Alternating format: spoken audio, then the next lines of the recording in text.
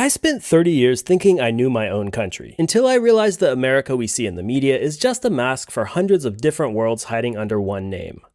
When you think of the United States, maybe you envision massive highways, cities that never seem to end, or perhaps roads as long as the eye can see with cattle farms on either side. When I was a little kid, it kind of seemed like that.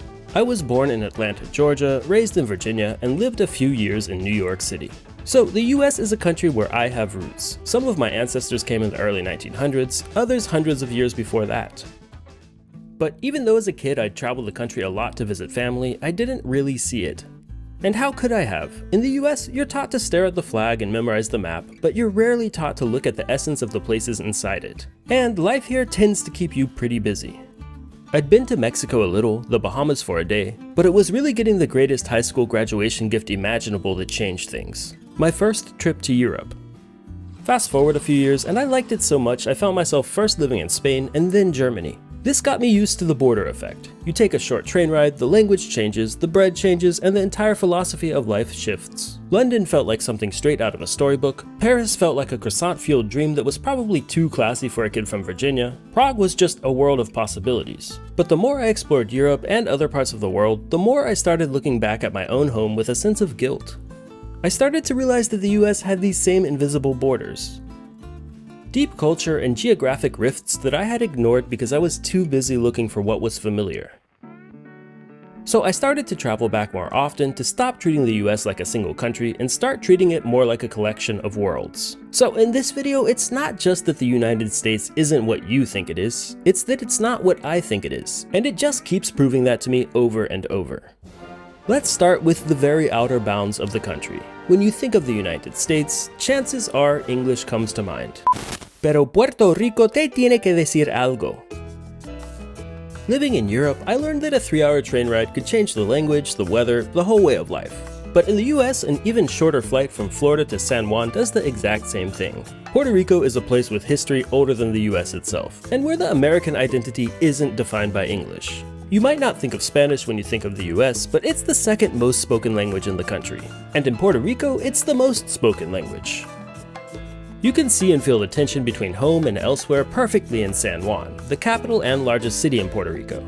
Take the Caribe Hilton for example. It was the first Hilton hotel built outside the continental United States back in 1949. It also happens to be where the Piña Colada was born, a drink that feels like a vacation in a glass, yet it exists within a US territory. But leave the hotel and the city behind, and you're in El Yunque. This is the only tropical rainforest in the US National Forest System. Standing here, feeling the jungle all around you, the massive highways or cattle farms of the continental US are a distant memory. And on the southern side of Puerto Rico, the city of Ponce takes you even deeper into it. In Virginia or even New York, history is often something preserved in a museum or a small historic district. In Ponce, the history is the city. It's a reminder that there are actually urban areas within the US that aren't built around the car or the shopping mall, but around the plaza and the community. Living in Europe, I've walked through hundreds of these town squares, but I never expected to find one this vibrant while still being in my home country. See, often when people envision the geographical US, they just think of the continental US. So the 48 states and the District of Columbia that are below Canada and above Mexico. Puerto Rico isn't yet a state, and it's often left off US maps entirely. I've had plenty of conversations with Americans who didn't even realize it's a part of the country. But it's not the only place in the United States that tends to get overlooked. Nearly 6,000 miles or over 9,000 kilometers away from Puerto Rico, you'll find the state of Hawaii. To put it into context, the distance between London and New York is almost half of that. So with Europe much closer to the United States than Puerto Rico is to the state of Hawaii, you might think that these two places have little in common. But besides both of them being home to warm people and some of the world's coziest tropical climates, they also both happen to be home to Puerto Rican tree frogs, also known as coqui. To keep the story as short as possible, think about those boats that Spanish colonists were roaming around on for centuries. At some point, tree frogs hopped on board one of them in Puerto Rico and ended up all the way over in Hawaii. They liked it there too. So to this day, these places thousands of miles apart are weirdly connected. In Hawaii, you've got the most populated island of Oahu. Every branch of the US military has a base here, the capital of Honolulu has tons of skyscrapers, but in between the action, there's a lot more going on. People often don't realize this, but the Hawaiian archipelago consists of 137 different islands, islets, and atolls. It's massive, but basically 8 islands are lived on and visited. I've visited 3 of them so far, Oahu, as well as Kauai and the Big Island. Going from island to island, everything changes, sometimes even within the same island. Depending on the block, southern Oahu can almost feel like any major city in the US, but the North Shore feels like surfer's paradise meets raw nature. Go over to the Big Island and raw nature goes a level up. It's home to Mauna Kea, which is technically the world's tallest mountain and volcano when measured from the sea floor. The island of Kauai mixes it up again too. Most of the island is quite rainy, until you get to the part where it's almost like a desert. Life doesn't feel too fast-paced, at least as a visitor, and did you know coffee loves to grow in Hawaii? The Kauai Coffee Company has the biggest coffee farm in the whole US, but there are many different coffee growing operations throughout the islands. It's a strange realization when you're standing there, that this American product isn't coming from a factory in the Midwest, but from volcanic soil in the middle of the Pacific Ocean. It's one of the few places in the country where the climate allows for it. But if Hawaii feels like the tropical extreme of the US map, there is one place that you could say sits on the opposite end of the spectrum: Alaska. I visited years ago, and looking back at the footage now, it feels like a different lifetime. But even when I did visit, I was pretty limited by what I could see by car and boat. It's a place so vast and so rugged that it makes the massive highways of the lower 48 states look like toys. There are plenty of towns here that aren't connected by roads at all. Let me put it this way. In Europe, I can take a train from Berlin to the Alps in a few hours.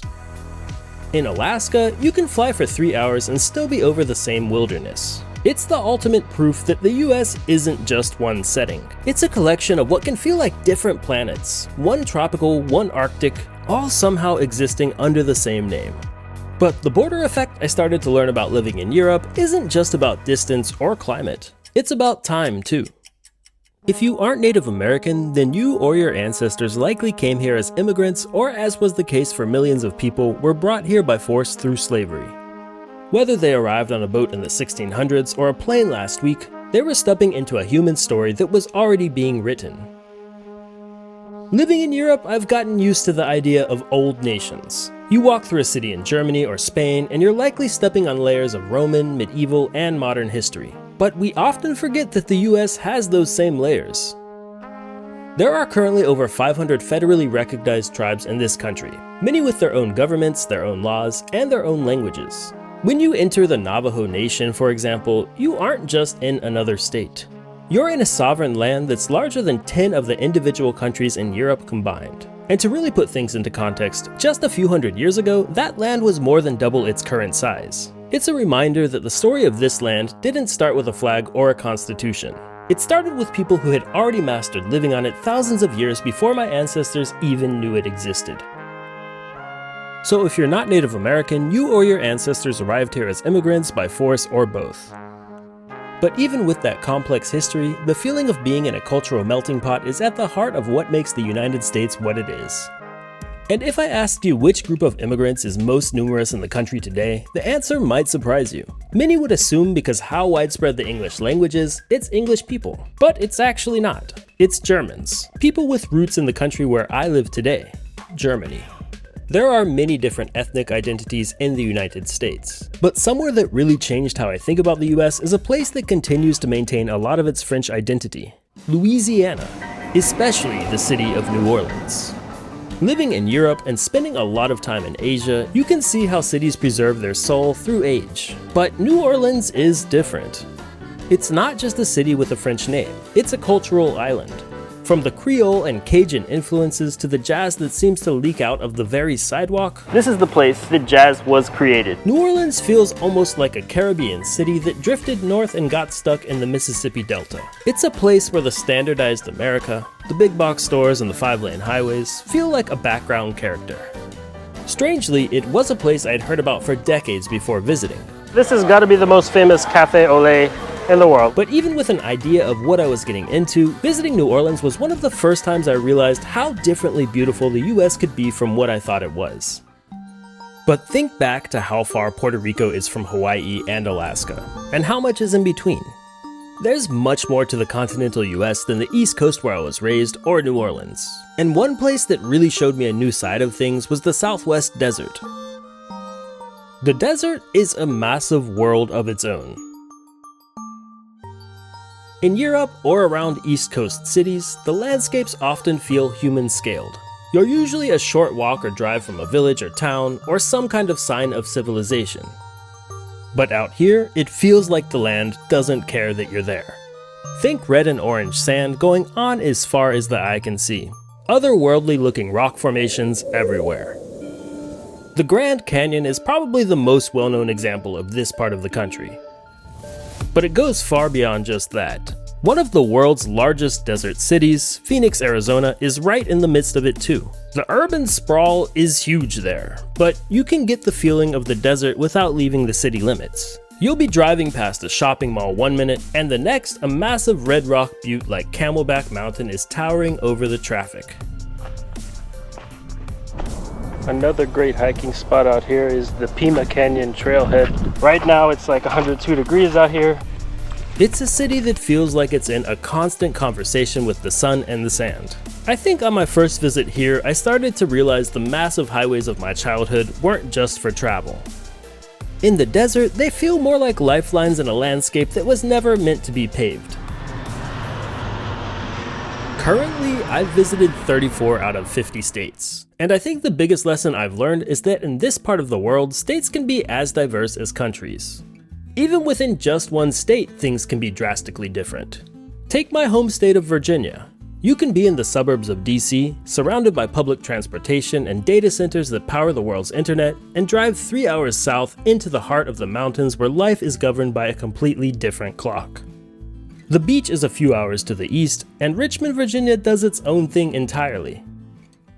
Looking back, it feels like I was taught to see the united part of the United States so clearly that sometimes it overrides the individualism of each state. In Europe, I can take a train for 2 hours and be in a place with a different language and different government. In the US, I can drive for 8 hours and still be in the same state, even when the culture, the dialect, and the landscape have completely changed. So if the United States is this diverse, why does the world, and why did I think of it as a monolith? I think the answer is actually really simple. The one thing that you'll find in every single state is suburbs. So not the city, but not the country either. The place in between. Strip malls, 5-lane roads, identical housing developments. It doesn't matter if they're paved over the top of the French soul of Louisiana, the red dust of the desert, the lakes of the north, or anywhere else in the country. I like to think of the feeling the suburbs give you as anywhereness. As in, you could be anywhere and it's kind of all the same. Where I was raised in the US wasn't on a farm, and it wasn't downtown where all the cool stuff was happening. I am a product of the suburbs. And even though the suburbs are very familiar to me, as someone living abroad, they continue to surprise me every single time I visit. Suburbs exist to some degree in other countries, but in the US they are a distinct thing where more than half of the population lives. And to really see if America is what you think it is, you have to visit the suburbs. This kind of living only really became popular after World War II though. Everyone who lives in the suburbs now comes from a rural or urban background, or at least has ancestors who do. It might sound slightly philosophical, but think about it for a second. In the US, the suburbs aren't just where we live. They're how we've chosen to organize our lives. It's a culture of private backyards instead of public plazas. It's a place where your car is basically your second skin. For an outsider, or even for me looking back from Germany, it can look like a desert of sameness. But there is also a strange comfort in that anywhereness. For many, the suburbs are a kind of visual baseline of the American dream. Your own house with a green lawn and a white picket fence. But as I see it, the suburbs are also the thing that makes the rest of the country's diversity so easy to miss, even when the people who live in the suburbs have roots elsewhere too. These are just some of the places that taught me so much more about the US than what I thought I knew. And during the past 17 years, I've continued getting to know it, both as the local and the outsider. And it's not just Puerto Rico, Hawaii, Louisiana, the desert, Alaska, or even the cookie-cutter suburbs. From a place like the unique city of Minneapolis to parts of the deep south I'd heard little about, from little-known beaches in Florida to the wide Pacific Northwest coastline, and to a place like New York City where you can pretty much find it all. When I was a kid, it was easy to think of the US as one thing. Some kind of massive area of land somehow united by an abstract national identity everyone is supposed to say a pledge to at 7 a.m. But I'm glad I figured out it's a lot more than that. The places, the people, the cultures, the US isn't just one thing. And it definitely isn't just two things either. The truth is, the more you travel around the United States, the more it will challenge your understanding of the country. So after my recent winter trip to Asia to visit China, Laos, and Cambodia, I hopped on a plane from Germany where I live now to head back to the US and get to know more of it. So in my upcoming series, we'll be diving deep into the United States to understand it further from places and people that prove to me time and time again that the US isn't what I thought it was. And it probably isn't what you think it is either. We'll be starting the series off on the West Coast beyond the typical cities of Los Angeles, Seattle, San Francisco, or even Portland where I landed. Much of what I'll be sharing has never even been shown on YouTube at all. So make sure you're subscribed to know when each video drops. Don't forget to like this one. Thanks so much for watching, and I'll see you real soon.